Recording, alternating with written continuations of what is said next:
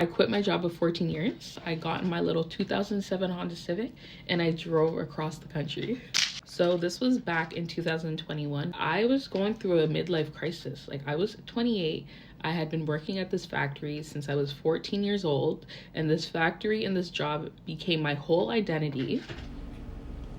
And I said, nope, this ain't for me. This ain't it. I did everything. I went to my doctor. I told him, listen, mentally I'm struggling. Like, can you please, like, I need time off. I need to, like, figure out what I'm gonna do.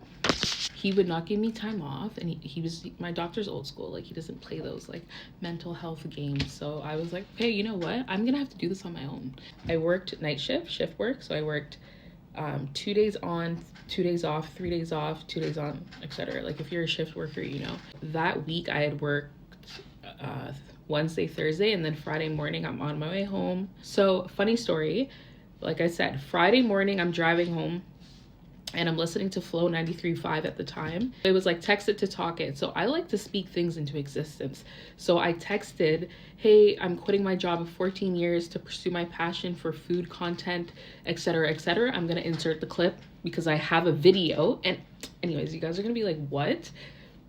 I'm finally leaving my job of 14 years. P.S. I'm 28 years old. I'm nervous but excited to see what's next for me. And I'm currently working on my food blog, hoping to grow and expand that. Food is my passion.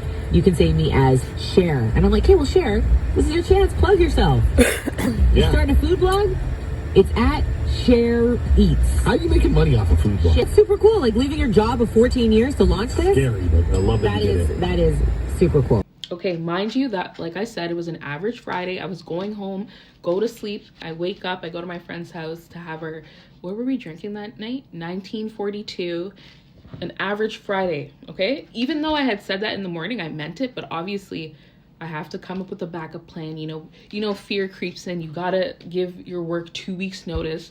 This is like something out of the ordinary. So obviously you have to make moves. But like I said, I like to speak things into existence. So that's what I did that morning. Anyways, Friday night, I'm at my friend's house. Like I said, average Friday. I'm supposed to return back to work Monday, okay? Mind you, it's also winter. It's February. I get a call from my friend. And he's like, yo, let's go to Vancouver. And I'm like, you know what? Bet. Let's get it. I was struggling at work. Things weren't going well. For me, I was like, okay, give me 2 weeks. Let me tell my work 2 weeks, blah, blah. He's like, no, let's go tomorrow. I'm like, what? Everything was already in the works. The morning of, on Flow, the call, like, guys, the way the universe, God, whatever you believe in works is in mysterious ways, I tell you. So I made a decision and I'm like, bet, let's go. So I went home, I watched a movie, Yes Man, I packed my bags. I didn't tell my friends that I was with because at the time I was very like heavily influenced by people's opinions, and I feel like had I done that, I wouldn't have gone. So I go home, I tell my mom, she looks in the ceiling, she said, drive safe. If you have a Caribbean parent, when you get the go, when you get that green light, you gotta go. Drive safe.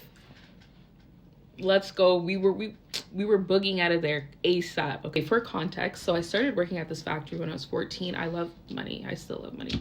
And I always like to hustle and I like to work and I like to like do stuff, you know?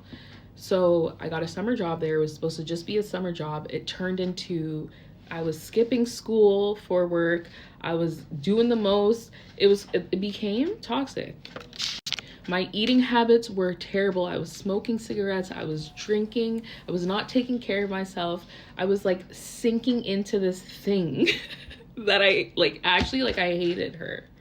I have so much love for her and she's still here, but I hated everything about me in my life. And it was because of that job. Actually, well, I don't really want to blame that job, but I just wasn't supposed to be there anymore, you know? Yeah, I don't even want to go into details. I don't want to unpack that trauma, but I will say that I am so grateful and I have no regrets because I learned so much working at that factory. Guys, I was 14 when I started. So 14 to 28, like you're like teenager to adult, okay? 28, I'm sitting here, I'm in a green helmet, I'm looking around and I'm just like, hell nah. No, Like, no. So fast forward to February 14th. I remember that day like it was yesterday. Said my goodbyes. I didn't tell anybody. I only told my mom and my brother because I was living with them at that time. And I was like, let's just do this. Like, I don't want anything or anyone to come in between my plan or to change my mind, because you guys, you know, we're influenced by our people. Got in the car. We started driving.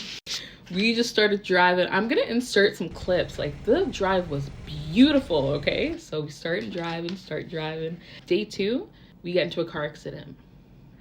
This was my car. My baby. No. Oh, my real one got me to Vancouver, guys. So what happened was we ran out of gas because we were so, like, you know, we were excited, adrenaline's rushing, never done anything like this. I've lived in Toronto or Ontario my whole life. Like, I don't know anything outside of that bubble that I was in of work, home, drink, eat, like, you know. And so we ran out of gas, and I searched up the next gas station, and it was 30 kilometers away. So we were like panicking. Like, my thing was on empty, so we were like, okay, we just gotta keep going. We gotta keep going. It was winter, mind you. We hit black ice. The car spun like 8 times. Honestly, I actually thought that was it. I in that moment, I was literally like, did I just leave everything behind? Like, did I just leave everything behind to go out like this? So I just sat there. I remember I was so calm, no screaming, nothing, and the car just spun around and round and round and round. Luckily, no one was coming, because that would have been it. Like, we were on like a hill. It was crazy. Anyway, so the car stops. We get out the car. I look up, guys. I kid you not, I see stars everywhere. Everywhere, stars. Like, the whole sky, because I guess we were like far. I don't know if we were up north or where we were, but like, we were like getting like further away from Ontario. And I just see, like I said, I just see stars in the sky. And yo, it was like a sign. Like, it was like, keep going. Like, keep freaking going. You're alive, you're breathing. Your car has a little bit of dent. The car was still drivable, so we pulled into a motel after, and we just like brushed it off. And we said to ourselves, we're not gonna drive anymore in the dark, so we would have to wake up early and drive. It took us 7 days to get there. Okay, so now we start heading to Vancouver because that was our destination. And then we kept getting pulled over by like RCMP because they're like, what happened to your car? Like, apparently people were reporting the car as like a hit and run. We're going from province to province to province, and we finally, like, we're exhausted, we're tired. Mind you, I left this part out, guys. I had $300 in my bank account. I had one more paycheck coming in, and I had faith in God. And there was just a strong calling in my like soul. My intuition like was like, go, go, go. Keep going no matter what happens, guys. We almost lost our lives. So we finally make it to Alberta. This is where things started to hit. And this is where we're like, okay, you know what? This is when we started feeling good about it. But anyways, we get to Vancouver. The first night we check into a random hotel because it was late. And I remember when we were coming back to the car from the hotel, someone was trying to break into my car and they had plates in their hand. And I'm like, oh my goodness, like, am I really being tested like this? So we check into a hotel and then we figure things out slowly.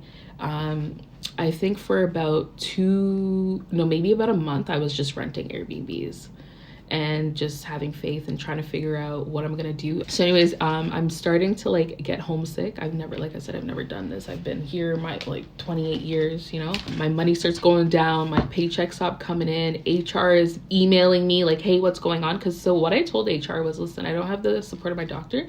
Mentally and physically, I cannot do this anymore. Literally, I was just honest because I couldn't.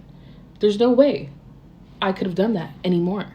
Okay, so now we got there February 22nd. So now it's like March 18th. And I'm like, okay, I need to figure out a plan. Like, I need to either figure out if I'm gonna stay in Vancouver or if I'm gonna go back to Toronto. And like I said, everything inside of me was like, stay, make it work. So I started looking for places. I found this beautiful apartment in North Vancouver. I don't know if you're familiar, but it's like the north side, closer to the mountains, a quiet neighborhood, like away from the city, but still close to the city. And I went to check the apartment out. It was beautiful. Like I said, it was everything that like for my first apartment, like it was everything. So I asked the landlord at the time, I'm like, hey, like, how do you select like who you want, you know, as your tenant? She's like, I just go off vibes. The next day I get a call and she's like, yep, you're approved, you can move in tomorrow or something. Or I don't know, she's like, you can move in this weekend. I was in a beautiful air. Oh my God. Oh man, sometimes when I'm sitting here in Brampton, I'm just like, what happened? I was in a beautiful place, guys. Like I said, I really feel like God said, okay, look here, like heal, and then go chase your dreams. Like do what you want. Like this is why I'm so big on freedom. I feel like you should never be working at a place that you don't like. I'm sorry, I have to say it. So anyways, I lived in Vancouver for about 9 to 10 months. It was the most magical experience ever. So much healing, so much self-discovery, a lot of pain, a lot of crying, a lot of tears, but a lot of like what do you call it? Revelations? Like it was insane. Okay. So many doors opened up. I really started tapping into content creation. And I just trusted God. I said, you know what? Like, I'm gonna make the most of my situation. And I did that. Like, I really did that. Let me tell you guys, my life since then has done so fast forward 5 years later, I am doing my thing here and I'm studying.